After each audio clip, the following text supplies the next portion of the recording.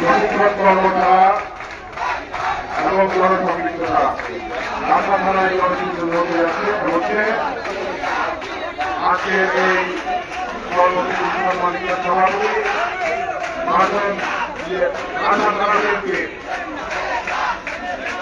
সংগ্রামী সভাপতি বরুল ইসলাম বাবুল ভাই সহ আজকের এই অনুষ্ঠানের প্রধান অতিথি আমার প্রিয় সহকর্মী সহযোদ্ধা গান্ধীপুর মহানগর বিএনপি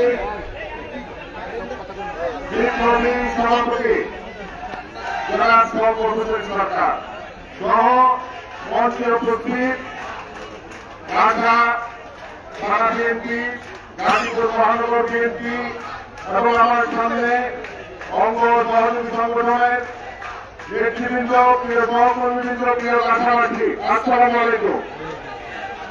আমি আগেই ক্ষমা দিয়ে এনেছি যে সকলের নাম দিতে পারছি না, কারণ সময় খুব কম। কিছুক্ষণের মধ্যে এই মাহফিলের আয়োজন হবে এবং তার পূর্বে আমাদের আজকের প্রধান অতিথি বক্তব্য রাখবেন। আমার সামনে যারা বসে আছেন দাঁড়িয়ে আছেন, আমি দেখতে পাচ্ছি যে আজকে এই প্রবল বৃষ্টি ঝড় বৃষ্টির মধ্যেও আপনারা কাছাকাছি এই প্যান্ডেল ছেড়ে যান নাই। পানির মধ্যে আপনারা বসে আছেন আজকে এই কর্মসূচিকে সফল করার জন্য। সামনে আমি দেখতে পাচ্ছি আমার একটি মিছিল আসছে। আজকে যদি আবহাওয়া খারাপ না থাকতো হয়তো এই প্রোগ্রামটি আরো সুন্দর চমৎকার হইত।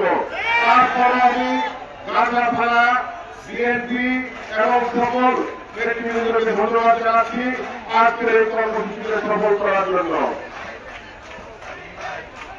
প্রিয় সহকর্মীবৃন্দ, আজকে যে 31 দফা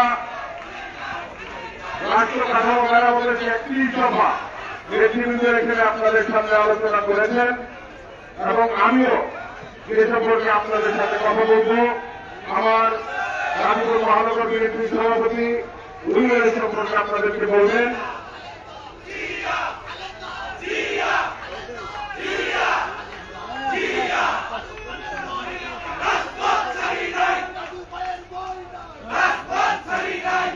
ভাই আমি সবাইকে অনুরোধ করবো সিটে বসে পড়ার জন্য। ধন্যবাদ ধন্যবাদ।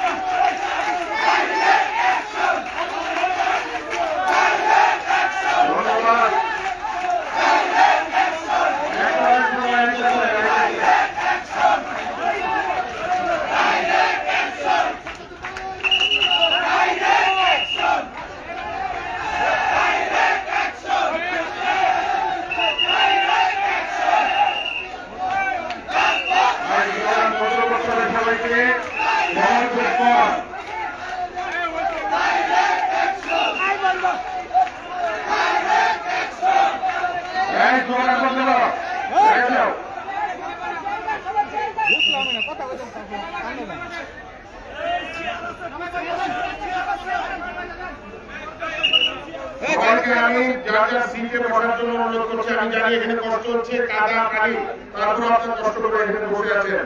সকলকে আমি এই জন্য কৃতজ্ঞতা জানাচ্ছি। প্রিয় সহকর্মীবৃন্দ, বক্তব্য বেশি দিব না, আগেই বলেছি যেহেতু সময় কম। আপনারা এখানে যারা আছেন আপনার বিএনপির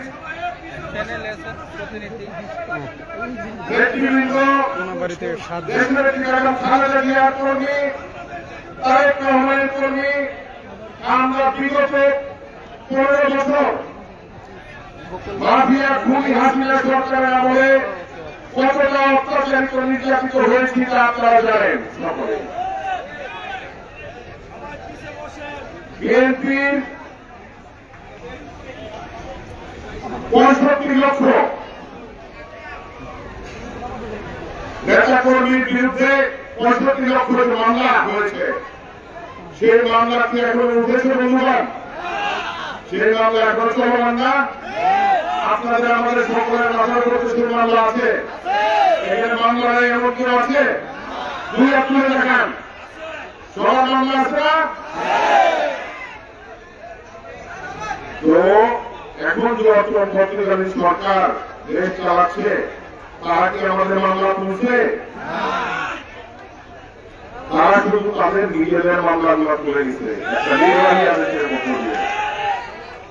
সুতরাং আমাদেরকে বিএনপিকে যদি জয়ী করতে হয় আগামী নির্বাচনে, আগে মানুষের ভোটাধিকার রক্ষার জন্য আপনারা যে আন্দোলন করেছেন বিগত দিনগুলোতে, বিগত বছরগুলোতে, সেই আন্দোলন সংগ্রাম কিন্তু এখনো চলমান বন্ধুগণ। আমাদেরকে ভুলে গেলে চলবে না। আমরা এখনো রাষ্ট্র পরিচালনার দায়িত্বে আসি নাই।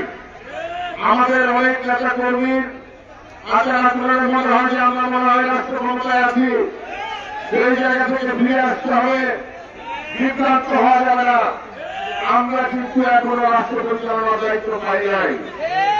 বর্তমানে একটি অন্তর্বর্তীকালীন সরকার ক্ষমতায় আছে। তাদের দায়িত্ব কি? তারা কি জনগণের ভোটে ক্ষমতায় এসেছে? তারা একটি গণঅভ্যুত্থানের পর ফ্যাসিবাদ বিরোধী যত রাজনৈতিক দল ছিল সকলে মিলে সমর্থন দিয়ে এই সরকার করেছে। এই সরকার তার দায়িত্ব শুধু এতটুকু, সে একটা নির্বাচন দিবে। কিন্তু নির্বাচন না দিয়ে যে চাকরি করতেছে, এটা বাংলাদেশের মানুষজন কিন্তু সহ্য করবে না বন্ধুগণ। আমাদেরকে আবারও প্রয়োজনে রাজপথে আমরা নামবো। বিএনপি প্রতিটি নেতা কর্মী 15 বছর আন্দোলনের রাজপথে ছিল। এই ফ্যাসিবাদ মাফিয়া সরকারের অত্যাচার নির্যাতনে পুড়ে পুড়ে ঘাঁটি সোনায় পরিণত হয়েছে। আমাদেরকে ভয় দেখাবেন না। আমরা ক্ষমতা লোভে রাজনীতি করি না। আজকে গুটি কয়েক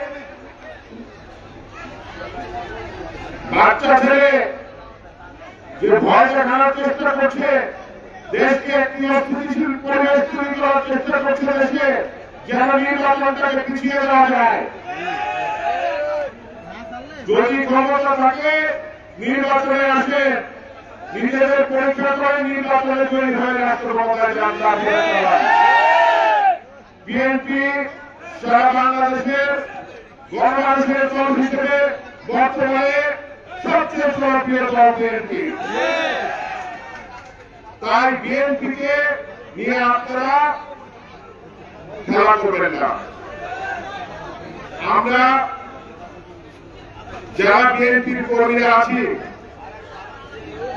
আমাদের আরো সতর্ক হইতে হবে, সচেতন হইতে হবে।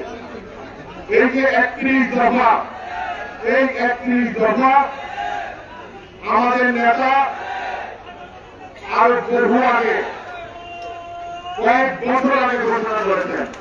যেই সংস্কারের কথাটা এখন বলছে, এই সংস্কার আমাদের নেতা তারেক রহমান আরো 3 বছর আগে ঘোষণা করেছেন। এবং আমরা প্রকৃতপক্ষে একটি সংস্কার চাই। কারণ মাফিয়া হাসিনা সরকার যেভাবে লুটপাট করে গেছে, যেভাবে এই দেশটাকে ধ্বংস করে গেছে, একটা দুটা বছর না 15টা বছরে তারা বাংলাদেশের শিক্ষা ব্যবস্থা থেকে শুরু করে, বিচার ব্যবস্থা থেকে শুরু করে সকল প্রতিষ্ঠানকে ধ্বংস করে নিয়ে গেছে। এইগুলাকে যদি আমরা সংস্কার করতে চাই, তাহলে আমাদেরকে বিএনপিকে আগে জনগণের ভোটে নির্বাচিত হতে হবে। সেটার জন্য প্রয়োজন একটি নির্বাচন। আমরা গত 15 বছর এই সুস্থ এবং নিরপেক্ষ নির্বাচনের দাবি জানিয়ে আসছি এবং রাজপথে আন্দোলন করে আসছি। যে নির্বাচনের মাধ্যমে বাংলাদেশের গণতন্ত্র প্রতিষ্ঠিত হবে। বিএনপি যদি আগামীতে রাষ্ট্র পরিচালনার দায়িত্ব পায়, তবে এই 31 দফা বাস্তবায়ন বিএনপি সারা বাংলাদেশের মানুষকে নিয়ে করবে বন্ধুগণ।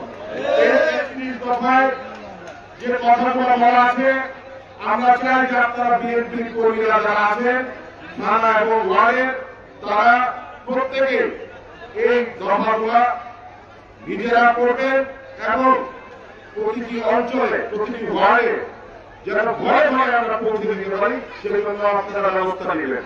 আপনারা উঠান বৈঠক করবেন। যারা এখানে আমাদের যুব সমাজ আছে, ছাত্র দল, যুব দল, স্বেচ্ছাসেবক দল, তারা দায়িত্ব নেবে। তারা তরুণদের সাথে আপনারা যখন খেলাধুলা করবেন, বিভিন্ন কর্মসূচিতে অংশগ্রহণ করবেন, সামাজিক কর্মসূচিতে অংশগ্রহণ করবেন, তাদের সাথে এই অ্যাক্টিভিটি কথাগুলো নিয়ে আপনারা আলোচনা করবেন। এখানে যারা মা বোনেরা আছেন, আপনারা মহিলারা গ্রামে অঞ্চলে আপনারা উঠান বৈঠক করে এই আলোচনাগুলো করবেন এবং এইভাবে আমাদের এই অ্যাক্টিভিটি কথা মাধ্যমে যে আমাদের নেতা দিয়ে বাংলাদেশকে নতুন একটি বাংলাদেশে বিনির্মাণে আপনাদেরকে নিয়ে কাজ করতে চাচ্ছি, সেই কথাটা আপনারা জনগণের সামনে তুলে ধরবেন বন্ধুগণ। এই জন্যই আমাদের প্রিয় নেতা তারেক রহমান